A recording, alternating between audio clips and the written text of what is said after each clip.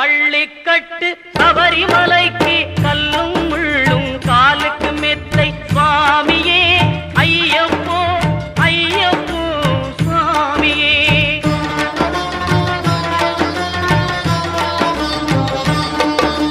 நெய்யபிஷேகம் சுவாமிக்கே கற்பூர தீபம் சுவாமிக்கே ஐயப்பன்மார்களும் கூறிக்கொண்டு ஐயனை நாடி சென்றிடுவார் சபரிமலைக்கு சென்றிடுவார்.